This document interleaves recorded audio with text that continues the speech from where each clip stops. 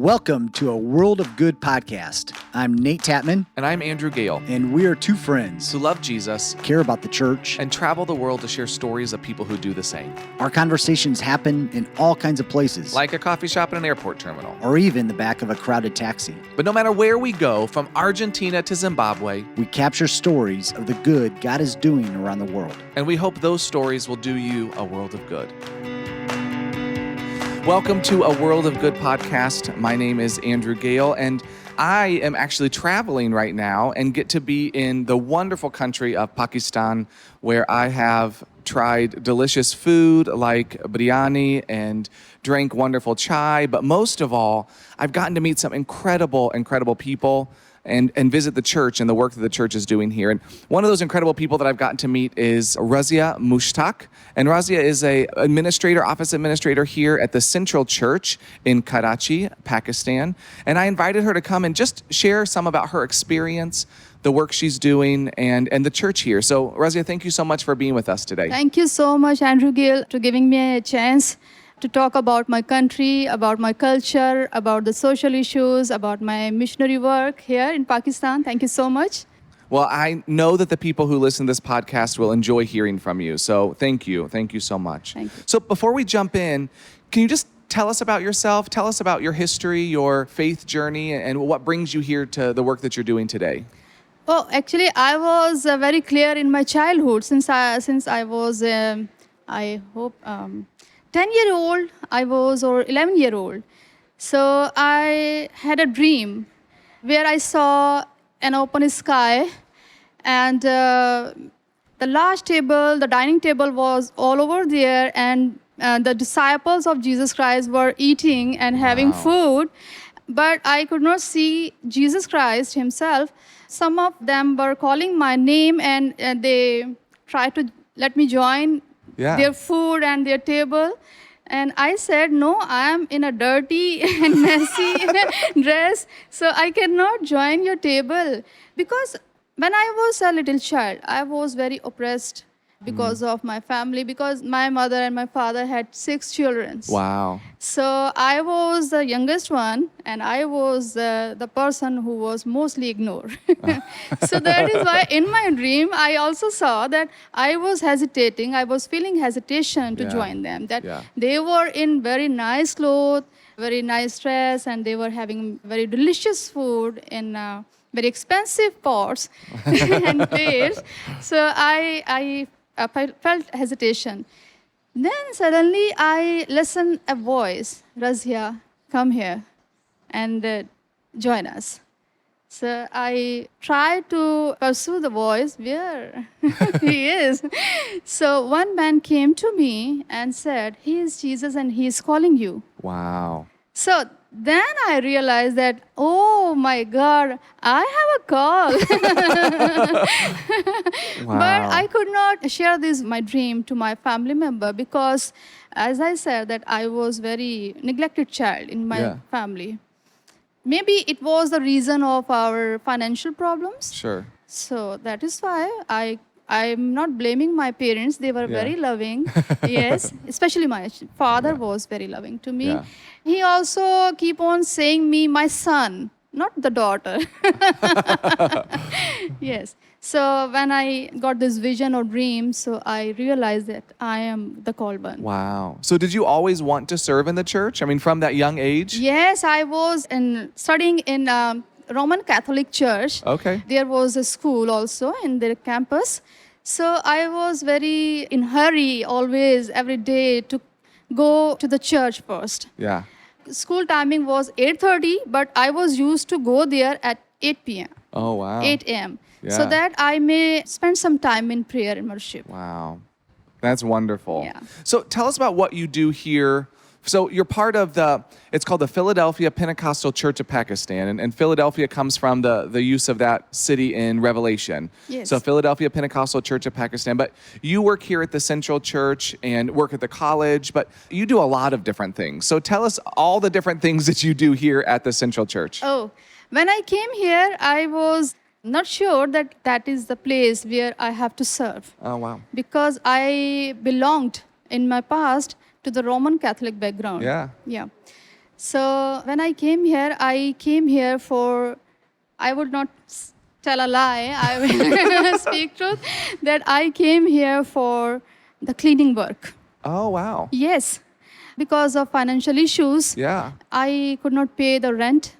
So I had to leave my home, the rental home. So I decided to talk about it. My pastor, Pastor Samuel George, Yeah. he said that I have a job, but I think you will not do it because it is not the caliber you want to do. wow. I mean that you are educated girl, so I think you will not. So I'm sorry, but I'm offering you to clean the church.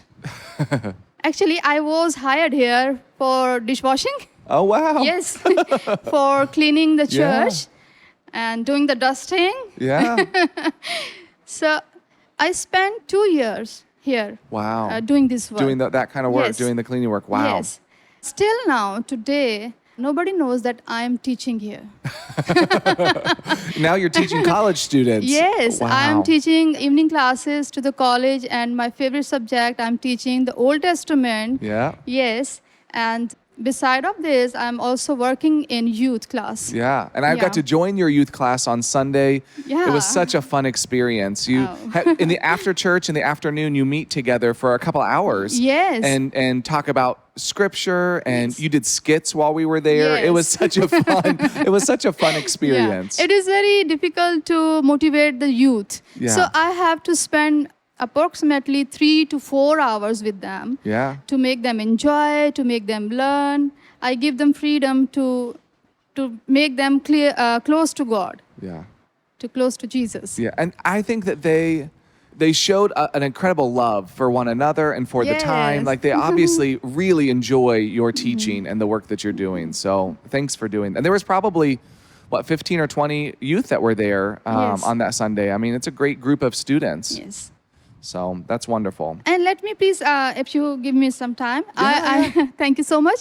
I would like to tell about the youth age. Yeah. Yeah, you have seen that there are from the age of 13 to 25 and 24. Yeah, that's really helpful because in the United States, our Yes. youth is like, we talk about youth being like 12 to 18, Yes, and that's yes, it. But yes. here, it's a much wider range from 13 to, Yes. like you said, 24. The reason is behind that because many of them do not go to church before coming in youth class. Okay. Right? So they didn't have any education about Jesus Christ. So I wanted them to learn more clearly, more from the basic knowledge. Yeah. So I didn't separate them because they are very good friend of each other. Yeah. So it was a challenge for me, but I'm enjoying that. Yeah.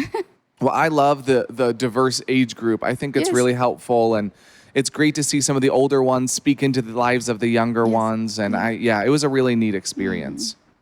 So a question is, in the United States, we have men and women pastors. Can you, as a female, be a pastor here in Pakistan? Can you be ordained? Can be, but not sure. Okay. Yes, because of our Pakistani culture, the Yeah. woman cannot go outside after 8 or 9 p.m. Wow. It is very difficult Yeah. for the woman because of the environment, because of the culture, Yeah. because we have to follow the majority culture. Yeah. Yes, that is why. So And I've heard that the like Christians make up, they say around 3 or 4% of the population in Pakistan. Is that right? Yes. Okay. yes, So yes, you're very much a minority Yes. compared to the majority. Yes. Yes. And so going out at nighttime, one of the things that I think Pastor George mentioned is that a big part of the pastoral role is doing visitations at nighttime if someone's sick. And so Yes. for a female, that's what makes that really complicated yes, for you. yes. So you can serve as a youth pastor and do that during the day, but to go and be a pastor where you would go and do visitations, that's where it Yes, gets complicated. Yes, women do have many opportunities in Pakistani churches. They have many desks for doing their job. For counseling, they are very good. yeah. Yes, but I'm feeling very sad that women are not very encouraged about it. They yeah. are just take their 1-year certificate, diploma, Yeah. and then sometimes they preach and sometimes they do pray in the Yeah. congregation, but not very encouraged to become a pastor or become a counselor, become a youth teacher, Yeah. or in teaching in the seminary. Yeah. They do not have any vision. Yeah. I'm very sad about it. Yeah, that is very, very sad. Yes. I think it's really beautiful that what I hear from your youth is that you continue to encourage them to do that. I mean, every time you've been with them, I've heard you talk about how important education Yes. is. Talk about more about why that's important. As a minority culture, do you have the same educational opportunities as the majority culture? Is it more difficult to get education? No, not at all.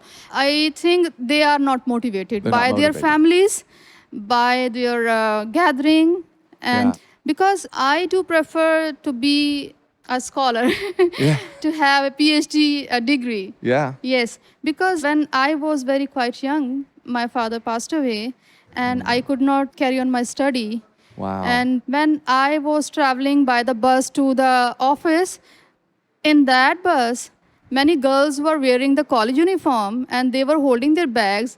And I always see them and I always feel sad. Sometime I wept to see Wow. them that it is my age to go to college, but now I am earning the food for my family. Wow. So because you were the I youngest think, yes. when your father passed away, you were expected to kind of make the money for your family Yes, rather than go to yes, school. yes. Wow. So I think that is why I always encourage to the young people to get knowledge, to get Yeah. education. Because in Pakistan, we cannot have a good opportunity even if we are very well educated. Yeah. It is not very, very simple to have a job here. For anyone or for Christians? For minority For only. minority, yeah. Yes. So for Christians, you have to have even more education than your Muslim counterparts to get Yes. the same job, right? I Yes. mean, it's a much more complicated yes. situation. So what if someone is not even 10th grade pass? Yeah. So what will he do or she will do? Yeah. Yes, it is very difficult to earn the money, to earn the bread. Yeah. Yes. So you were the breadwinner for your family for a Yes, time, for a time. but you've gone back now and done some schooling, right? Yes, And finished yes. some schooling. You mentioned earlier you're excited about going to get a PhD someday. Yes. What does your family think about your pursuing education? I was the ATM machine that was stolen by my church. They are not very much happy. Oh, Yes. and is that because it's just outside of the norm? It's not normal? Yes, it is a norm. Because last night when you were present here, I was talking about this issue that parents do not encourage the girls to go to seminary because they say, what will you do in the church Yeah. after your seminary? You are not going to be ordained. So what will you do? So the same thinking my mother, my sister and my brothers and my sister-in-laws has. Yeah. That what will you doing? What will you do with it? Yeah. Yeah. Well, it was wonderful. Razia was in charge of the entire service last night. The program, we are sitting in the lobby of the church, so we can hear an airplane going up above. But she was in charge of the entire program for the graduation of the Yes, students. yes. It was such a fun evening of music. It started around 8 o'clock with an outdoor Yes. service with lights and a full band and choir and food afterwards. And it was just a really beautiful experience where you commissioned Thank you. 5 people to go and serve in the Yes, church and then yes. graduated a good Yes. number of students that, Yes. that graduated as well. Yes. What a fun experience. Thank you. So you've talked about how difficult it is to serve in the church as a woman. You know, that you can serve, but there's challenges with it. So can I ask, why do you still serve in the church? I love challenge. You don't back down. You go you go for a I challenge. have to move on. Yeah. I cannot bind myself in the hurdles, in the family problems. I am born to serve Jesus Christ only. Amen. Yes. So nobody can stop me. I believe that. I believe that. So you talked about youth and you talked about the challenges that women face. What are some of the challenges that your youth face? What are some of the social pressures that people face in Pakistan? Youth is very neglected in the churches and first of all in their homes. So because our culture do not pressurize to the parents to have only 2 kids. Oh, okay. They have many. Yeah. So they do not feed them properly. They do not give them the good things they do want. And that is why they are very neglected in their family. Just as I told about myself. Yeah. I told that I had some problems in my childhood. Yeah. So the same issues are present in our culture here in Pakistan. That was one of the things I noticed with the youth. You actually are doing a skit about kind of Yes. child abuse and neglect to kind Yes. of help parents be aware, to kind of Yes. take away the stigma and have a Yes. conversation about Yes, that. because child abuse is very much here. Yeah. Yes, it is in numbers. And many cases are hidden, many cases are not reported. But we do know from the social media. Yeah. Yes. So I would say that behind this, there is one reason that parents are very neglected Yeah. their children. Yeah. So they do not have any knowledge how to raise a children. Yeah. Yes. Not especially the physical abuse is going here, but also the emotional abuse is very much higher in the families. Wow. Yes. Wow. Now, as a minority culture, you've also talked about young girls and the challenges that they face. Can you talk about some of that with us? Like, what are some challenges that young girls face, especially pressures to get married and what that means as a minority? If she is the firstborn or the secondborn even, you can say that after her, the male child is born, then she has to look after her brother till he is able to earn the money. Wow. So she has to go, even, don't worry, it doesn't mean that she is not able to do that. She is underage. The parents pressurize her Wow. to go and earn the money because the son is little, the son Wow. is young. So many girls are here present in Christianity especially. They are earning their food they're waiting for their brother to Wow. grow up and bring the food for home. Even if they're really young. Yes. Wow. And they see there the majority religion where they do the job. So it is the reason that especially they convert in Islam. Okay. Yes. So talk about Because that. of the pressure of the family, poverty, Okay. negligence, and they are ignored one. So this is So the you reason. see young girls that are converting to Islam at high numbers. Yes, and behind the reason is their parents, Wow. their brothers. Yeah. Because they're expected to make money. And because Yes. the majority culture tends to make more money than Yes. Christians do, Yes. it seems like a good move for the family if you have one of your girls convert and get married into a Muslim family. Yes. Wow. That's right. That would be a very difficult thing. Yes. How does the church respond to that? Church cannot do anything until their parents are here. Church is preaching. Yeah. Church, I can say that we have here the youth platform, we have here the Sunday school ministry, we have here the seminary, but they are not sending their children. So what can we do? Yeah. So you have to encourage those parents to Yes. get their kids involved. Yes. Wow. Well, you mentioned the seminary. Can you tell us a little bit about George Theological Seminary, what programs you offer and the kinds of students that you have?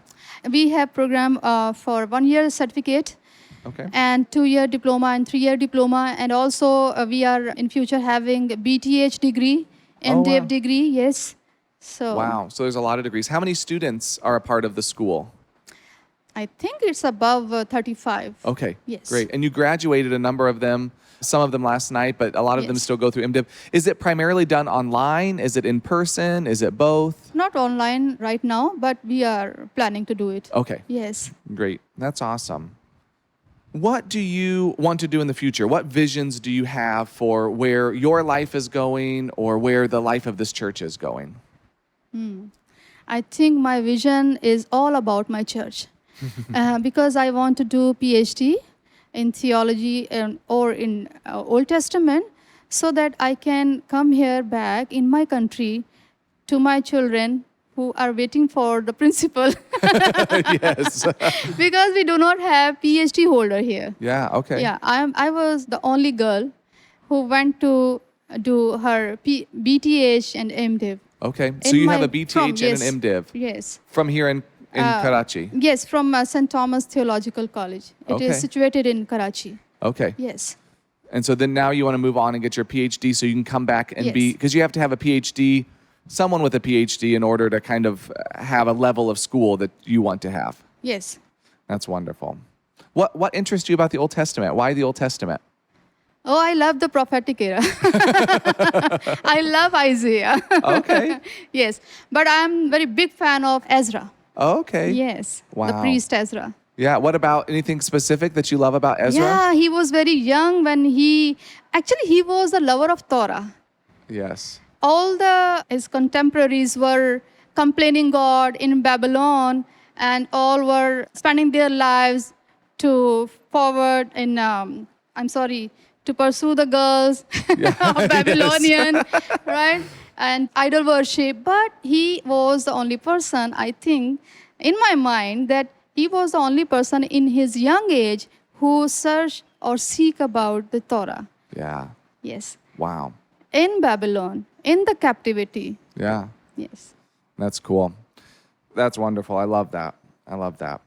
Razia, one of the questions we try to ask every time we meet with someone is, the name of our podcast is A World of Good.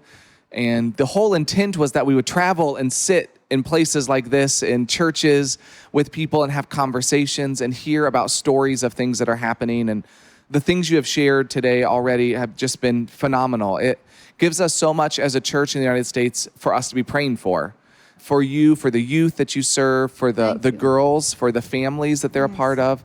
There's so much for us to be in prayer about. Can you tell us one more story? So the question we ask is, what good is God doing in your world? And so can you tell us one more story about the good that God is doing here in your world in Pakistan? In Pakistan, can I talk about my church? Absolutely. Oh, thank you so much. I think the good God is doing in my church world is that the girls are coming to the seminary. Yeah. The girls are more encouraged. I don't know if I am the inspiration of them to them. I think you probably are. But it is very strange thing that is happening in my church. Yeah. Because only we had 2 or 3 females who completed their studies, 1-year diploma or 2-year diploma. Then after, now many girls are coming to the seminary. Wow. And it is very good thing for me. Yeah. Yes. I see that as a passion for you. You want to see more and more girls empowered to come to the school. Why not? The prophecy of Joel, how can it be completed? Yeah. Yeah. I think that girls getting educated in Pakistan will totally change It is. the country. It will be. Yeah. Yes, it can be. That's awesome. Well, we will be praying that continues. Thank you you so so much much. for sharing with us. Thanks for being on the podcast today. Thank you so much, Andrew. Love from Pakistan. Thank you. Thanks for listening to A World of Good. A World of Good is a podcast production of Global Strategy and Church of God Ministries. Our theme song is Colorado by Leo Flores. If you want to join the conversation, visit us at Twitter at A World of Good Pod, on Instagram, A World of Good Podcast, or visit our website, chagglobal.org/A World of Good. And join us next time as we share more stories of good from around the world.